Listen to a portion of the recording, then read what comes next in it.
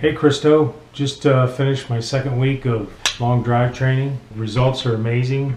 Swinging with the club shaft frees up your swing so that you learn how to swing fast. Hey guys, Christo Garcia, My Swing Evolution. I hope you're having a fantastic day. That's my buddy Larry. I'm about to go have a lesson with him. He came out from Missouri.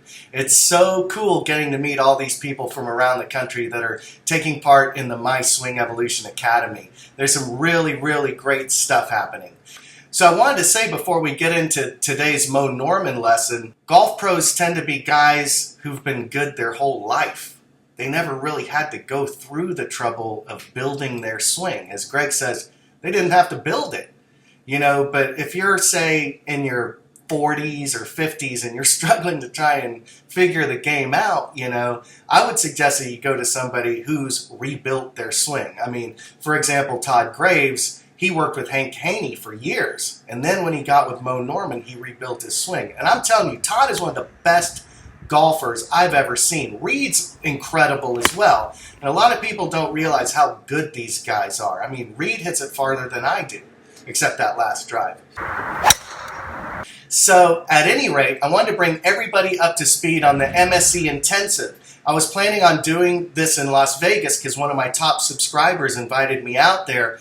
But I talked to one of my friends at one of the private clubs out there, and she told me it's the busiest time of the year. So I've decided to have the MSE Academy Intensive here in Pasadena at Eaton Canyon on March 31st and April 1st. Yeah, so this is going to be 20 hours of golf instruction and games. We're even going to finish up with a mini tournament on Sunday afternoon. And we're going to have an award ceremony for everybody who's involved in the Academy Intensive. This is the entire My Swing Evolution system. Someday, I hope to be able to pass along this system, and it's about 20 lessons, but we're going to pack it all into one weekend. And, now if you did 20 lessons over 20 weeks or whatever, that's like a couple $1,000s. But for everybody that participates, I'm going to do the whole program for $750. I think that's a pretty darn good deal. And the reason why I think this is fantastic is because I'm going to be filming it for the benefit of future students. I found a way to put the Rubik's Cube together, I think, a little bit easier. I am trying to eliminate slack and face rotation in the golf swing. And depending on the person, there's different ways to do it.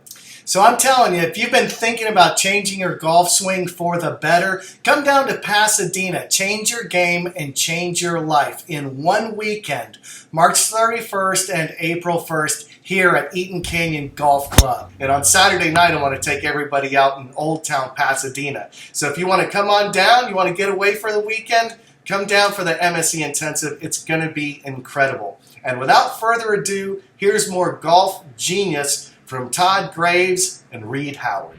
Here's a simple question, but why aren't more people using the Mo Norman style swing? Well, I believe because the main tenet in golf instruction is, if you talk to any instructor, they teach you to hang the arms below the shoulders. That's how all golf instruction starts. And that's how we see it every single day. So we think that the ideal way to address a golf ball is to hang the arms down. And the moment you hang the arms down, I call it the one mistake, you create a two-plane situation, and the entire golf swing has to function around a spatial two-plane issue. If you eliminate those two planes and you're on a single plane, it would change the whole dynamics of how you swing a golf club. So why doesn't anybody do it? Because everybody's learning two planes, and the kids don't do it. You grab a kid, like you told me you grabbed your daughter the other day and you gave her a golf club, and she lines that thing up on a single plane. I put my grandkids in a dress, and I put kids at a dress, and they all put it on a single plane at a dress.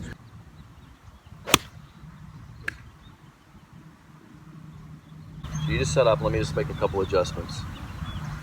And some of these are just kind of cosmetic for me, just so the blade looks a little open to me. Okay. A lot of the people that are attracted to my swing are just trying to find easier ways to play golf. So Reed's one of the rare guys that I teach that's trying to get a tour card and play at a high level. Most of the guys I teach are over the age of 60 and just want to play golf and have more fun. So my company really focuses on aging golfers and guys who are Some of the guys are just fed up with golf and so frustrated they want to quit. So I teach a lot of those guys. So my academy is built really, I mean, I have a huge client list based on aging golfers that have bad backs and want to simplify the game and just have more fun playing. So that's where I enjoy spending my time. You're lined up with this arm. Yeah. So before it wasn't lined up. So you're right there. Just go ahead and make a swing, keep your trail foot on the ground and hit one from right there.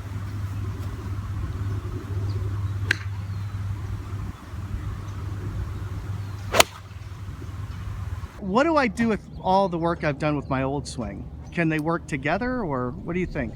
I've toyed with Hogan swing back in the day, and I found it pretty complicated because there's more rotation in Hogan swing than there is in MOE swing, for example.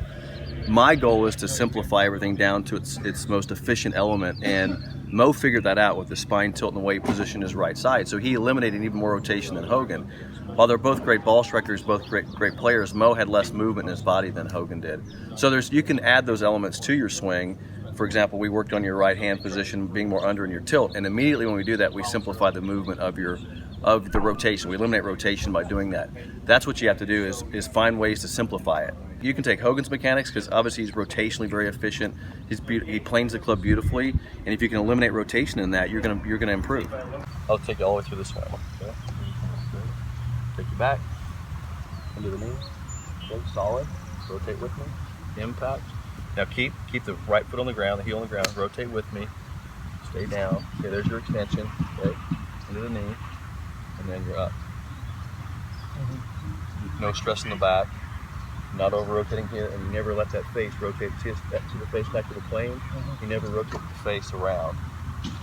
So it just basically feels like it goes toward your target. Anytime you make it easier to get back to the moment of impact, you simplify the swing. You know, hitting into a flex knee, keeping your foot down was helping you get to impact. It was reducing rotation of the face. You're going to become better. So yes, you can add those things. There you go. Less rotation. I mean, it's good rotation and a little less. So you have to rotate, but it's going to be a lot less rotation through the ball. So you know how like there's the Hogan video where he's like, it's not that feeling. All good ball strikers have about 25 degrees of tilt upper to lower spine at impact. So all good players in the history of time have had about that much tilt in their spine. Mo had 20 to start with, so he only had to move a few degrees to get to impact. So he simplified his ability to get to impact just from the address. And that's a big part of what we teach in the single plane swing. I had always been a terrible golfer until I got a book. And then it was like overnight, everything changed. All of a sudden, I had game.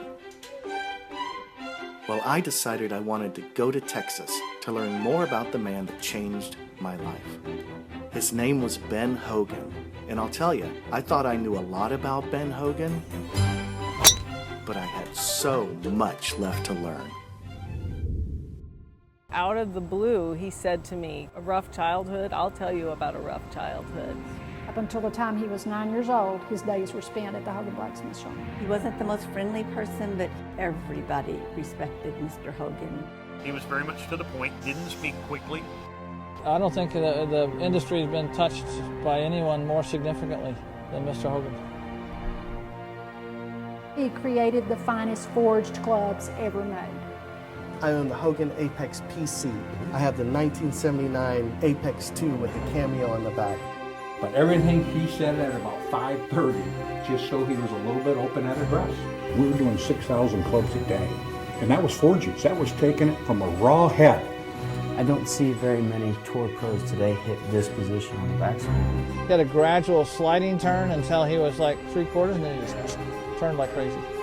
He just hit it through the same hole in the sky. The stories, they didn't do him justice. It's hard to describe the sound when Mr. Hogan hit a shot. It was a blast off the face. He just hit it like nobody else.